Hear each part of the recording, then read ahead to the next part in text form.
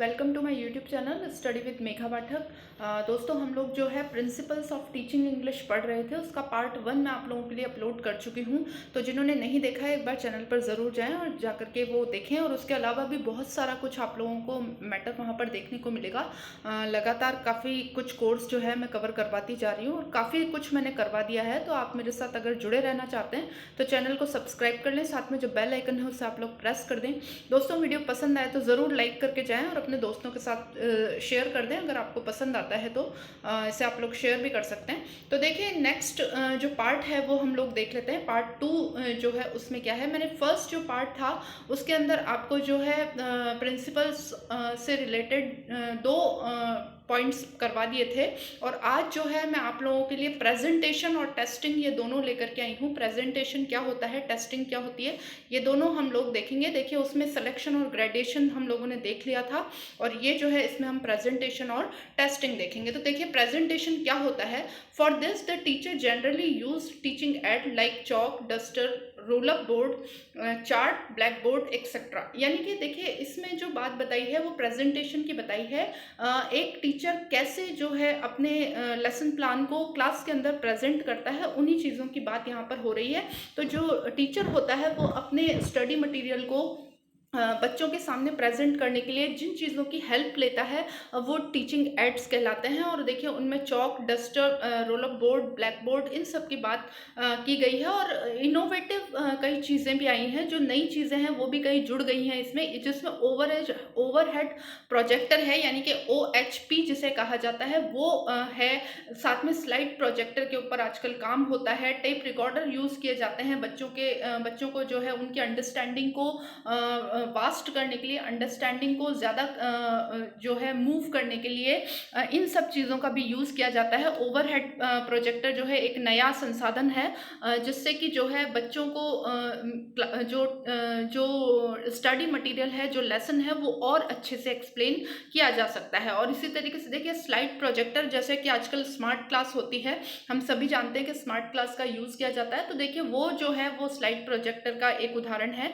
उसमें जो है प्रोजेक्टर के थ्रू जो है बच्चों को पढ़ाया जाता है। तो यही चीज़ जो होती है प्रेजेंटेशन होती है। जैसे कि लिखा हुआ है दीज डेज OHP, यानी कि ओवरहेड प्रोजेक्टर, इसकी फुल फॉर्म होती है, बहुत ही इंपॉर्टेंट रोल रखता है। कई बार क्वेश्चन पूछा भी जाता है इसमें से। Slide projector and tape recorder are also use in the classrooms. तो देखिए, इसमें टोटल जो बात होती है प्रेजेंटेशन के अंदर वो ये होती है कि जो टीचर होता है वो किस तरीके से अपना जो लेसन है वो बच्चों के सामने प्रेजेंट करता है, उसी की बात जो है यहाँ पर की जाती है। देखिए, फोर्थ दे रखा है टेस्टिंग। अब टेस्टिंग क्या होता है।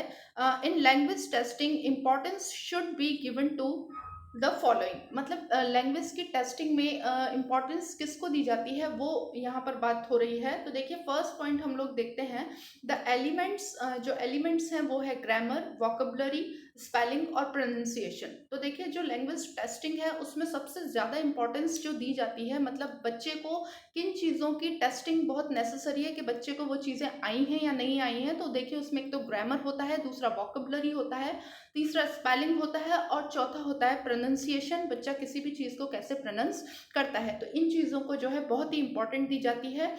जो सेकंड है वो है द स्किल्स। स्किल्स जो हैं वो आप लोग जानते हैं, लिसनिंग, स्पीकिंग, रीडिंग और राइटिंग, ये 4 स्किल्स हैं जिनका टेस्ट जो है बहुत ही नेसेसरी है कि जब कोई लैंग्वेज टेस्ट की जाती है तो देखिए, लिसनिंग, स्पीकिंग, रीडिंग और राइटिंग, इन 4 स्किल्स का टेस्ट लिया जाता है। देखिए, जो है हम लोग देखते हैं the skills which should be tested. देखिए, मैं ऑलरेडी आप लोगों को बता चुकी हूँ, listening, speaking, reading and writing. In order to get good results, language test should be careful designed keeping in views the following criteria। यानी कि जो एक अच्छा लैंग्वेज टेस्ट होता है उसको डिज़ाइन करने के लिए जो है जो मैंने जो चीज़ें हैं, अब हम देखेंगे कि कौन से पॉइंट्स जो है उसमें इंक्लूड किए जाते हैं। तो देखिए, पहला है वैलिडिटी, दूसरा है रिलायबिलिटी, तीसरा है स्कोरेबिलिटी और फोर्थ है इकोनॉमी यानी कि ऑफ टाइम, फिफ्थ है एडमिनिस्ट्रेबिलिटी और सिक्स है बैकवॉश। तो देखिए, ये 5 जो 6 जो पॉइंट्स हैं उनको लिया जाता है। वैलिडिटी का मतलब होता है कि जिस चीज़ के लिए टेस्ट बनाया गया है उसी चीज़ को टेस्ट करें। फॉर एग्जांपल अगर हम बच्चे का जो है टेस्ट लेना चाहते हैं, जैसे कि बच्चे का हमको सोशल साइंस में अगर हमको मान लीजिए टेस्ट लेना है बच्चे का, तो हम जो है एंशियंट हिस्ट्री से संबंधित अगर बच्चे का टेस्ट लेना चाहते हैं तो हम उसी के क्वेश्चंस उसमें डालें।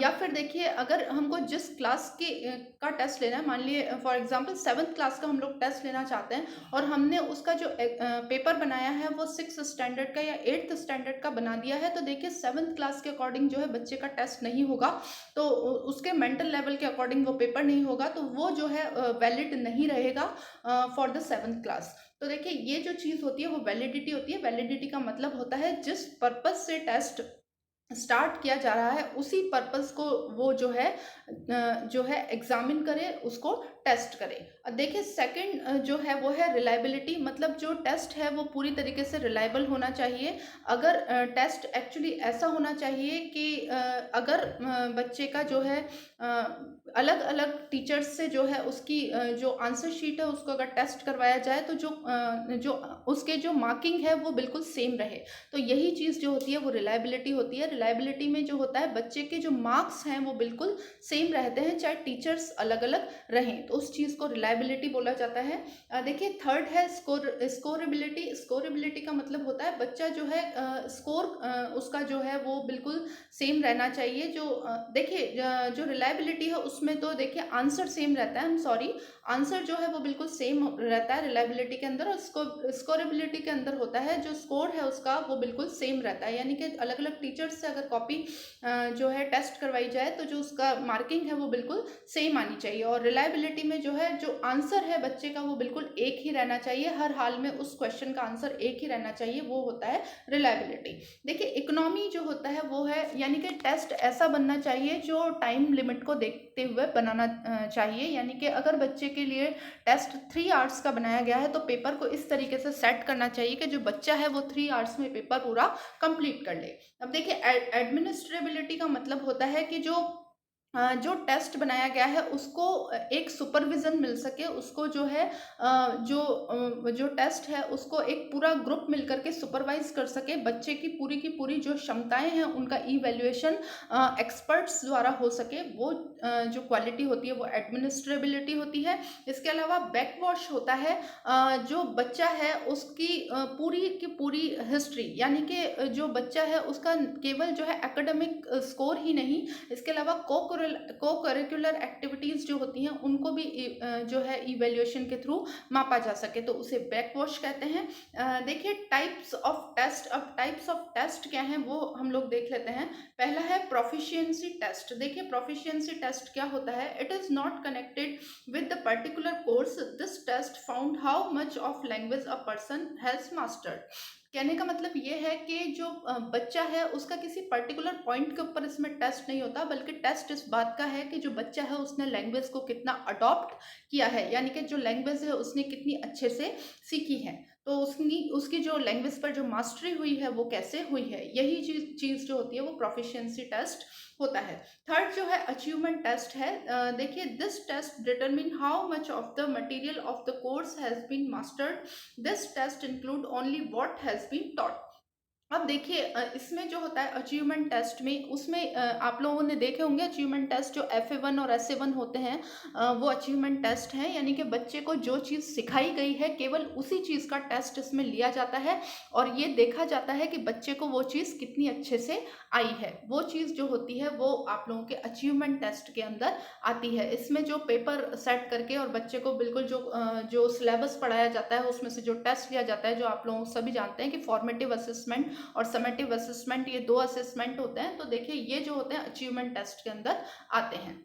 नेक्स्ट जो है वो है डायग्नोस्टिक टेस्ट। देखिए this test aim finding out what remain to be taught, यानी कि डायग्नोस्टिक टेस्ट वो होता है जिसमें बच्चे की कमी का पता लगाया जाता है कि आखिर बच्चे को कौन सी जगह डिफिकल्टी है, उसे क्या चीज़ समझ में नहीं आ रही है या क्या चीज़ उसके समझने से, उसके स्टैंडर्ड उसके मतलब अडॉप्टेशन से रह गई है, बच गई है, तो इस चीज़ को जो है डायग्नोस्टिक टेस्ट कहा जाता है। अब देखिए इसमें है रेसेप्टेटिव या रिसीविंग स्किल्स। अब देखिए रिसेप्टिव या फिर रिसीविंग स्किल क्या होती है। रिसेप्टिव होता है, देखिए ये इनको जो है लिसनिंग और रीडिंग जो है वो आप लोगों के रिसीविंग स्किल्स हैं, यानी कि रिसीव, हम किसी भी इंफॉर्मेशन को किससे रिसीव करते हैं, वही चीज़ जो होती है रिसीविंग स्किल या फिर रिसेप्टिव स्किल कहलाती है।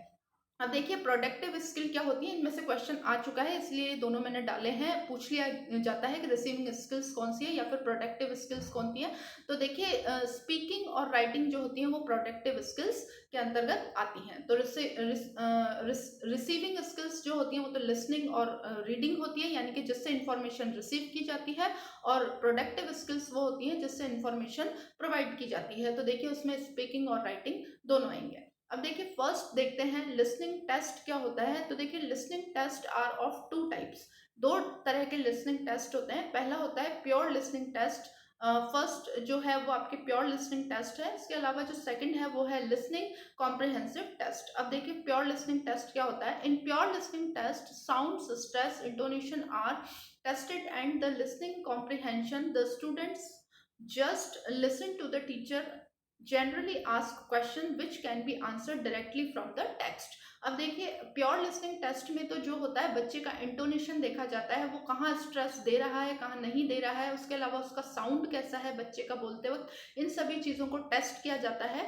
वो तो होता है प्योर लिसनिंग टेस्ट। और देखिए कॉम्प्रिहेंसिव टेस्ट जो चीज़ होती है वो ये होती है कि जो बच्चा है उसमें देखिए उससे केवल थॉरोली क्वेश्चंस पूछे जाते हैं, यानी कि जो टीचर है वो केवल क्वेश्चन पूछता है, उसने वो एक टेक्स्ट जो है टेक्स्ट मटेरियल बच्चे को प्रोवाइड करवाता है और उसमें से देखिए क्वेश्चंस पूछता है खाली, और जो है बच्चा उसका सिंपली रिप्लाई करता है। तो ये जो होता है वो कॉम्प्रिहेंसिव टेस्ट होता है। सेकेंड टाइप है स्पीकिंग टेस्ट। तो देखिए स्पीकिंग टेस्ट क्या होता है। The teacher ask the question and the student answers them. देखिए इसमें मेथड्स बता रखे हैं कि स्पीकिंग टेस्ट किस तरीके से होता है। जो टीचर होता है कुछ क्वेश्चन पूछता है और जो बच्चे हैं उसका सिंपली आंसर कर देते हैं। सेकंड पॉइंट है the teacher given the printed text to the students and ask them to read it aloud, यानी कि इसमें रीडिंग का टेस्ट लिया जाता है।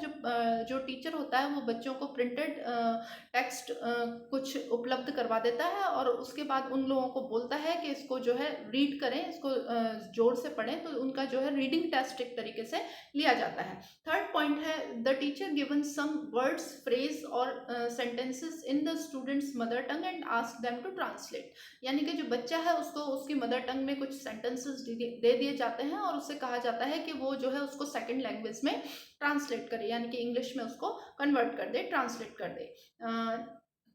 देखिए ओरली, यानी कि ट्रांसलेट जो है रिटन नहीं है, ओरली उसका ट्रांसलेशन करना है, यानी कि बोल करके जो है बच्चे को बताना है, उसको ट्रांसलेट कर देना है।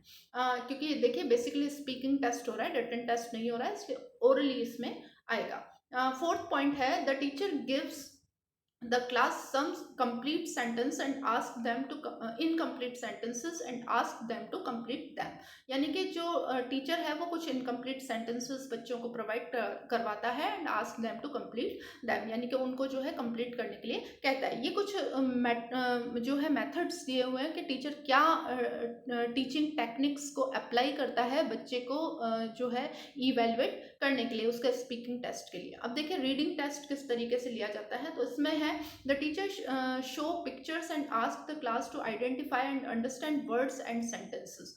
सिंपली जो है जो टीचर होता है शो करता है एक पिक्चर को और कहता है कि आप आइडेंटिफाई करें क्या सेंटेंस लिखा हुआ है, यानी कि एक सेंटेंस जो है बच्चों के सामने शो कर देता है और उनसे रीडिंग करने के लिए कहता है, जनरल सी बात है। सेकेंड वाला जो है उसमें है the teacher reads aloud and the passage and decide to test students listening comprehension. जो टीचर होता है वो क्या करता है कि जो है रीड करता है पैसेज को, एक पैसेज को, और जो है स्टूडेंट्स को कहता है कि वो उनको ध्यान से जो है सुने। ये जो होता है रीडिंग टेस्ट के अंतर्गत ही आता है ये, क्योंकि रीडिंग का मतलब है आप अच्छे से जो है सुन करके चीज़ों को बोलना सीखें, यही चीज़ जो होती है रीडिंग होती है। तो देखिए the teacher gives an unseen passage to the class and ask the student to answer the questions that following it, यानी कि कुछ क्वेश्चंस प्रोवाइड करवा देता है। आप लोगों ने देखा होगा कि जैसे हमारे अनसीन पैसेज आता है उसमें रीडिंग करके हम जो है उसका जो जो मीनिंग है उसको ग्रास्प करना, मीनिंग को अंडरस्टैंड करना,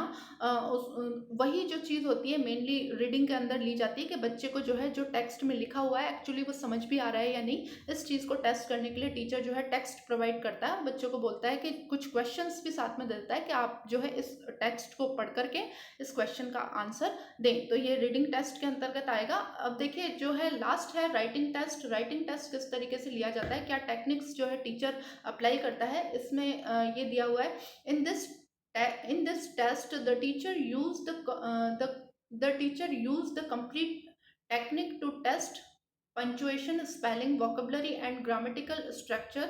The teacher provide an incomplete piece of written and ask the student to complete it. भाई सीधा से बात है कि जो टीचर होता है बच्चे को जो है इनकम्प्लीट एक टेक्स्ट जो है वो प्रोवाइड करवा देता है, और उसका इमेजिनेशन क्या है, बच्चा किस तरीके से उसको आगे जो है कंप्लीट करता है, उसका राइटिंग पावर टेस्ट करने के लिए, उसका इमेजिनेशन पावर टेस्ट करने के लिए जो है बच्चों को बोलता है कि आप जो है इसको आगे कंप्लीट करें। इस तरीके के टेक्निक्स जो है वो टीचर अप्लाई करता है। इसमें जो है बच्चे का जो है पंचुएशंस जो है उनका टेस्ट हो जाता है, साथ में जो स्पेलिंग्स हैं उनका हो जाता है, वोकेबलरी, इन सभी का टेस्ट जो है बच्चे का हो जाता है। तो देखिए ये जो होता है राइटिंग टेस्ट होता है।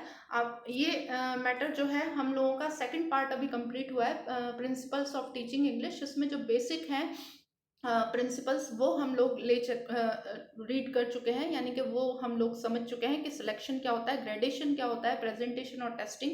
ये चार जो है इम्पॉर्टेंट टेस्ट प्रिंसिपल्स हैं बच्चे की, जो टीचिंग इंग्लिश के जो प्रिंसिपल्स हैं बेसिक वो हैं। इसके अलावा जो है और भी कई प्रिंसिपल्स हैं जो जनरल प्रिंसिपल्स हैं। जब बच्चे को हम सिखाते हैं कुछ, तो जनरल प्रिंसिपल्स को लेकर के चलते हैं, वो क्या होते हैं हम इससे नेक्स्ट वीडियो में देखेंगे। तो लगातार आप मेरे साथ जुड़े रहें, स्टडी करते रहें। मिलते हैं नेक्स्ट वीडियो में। धन्यवाद।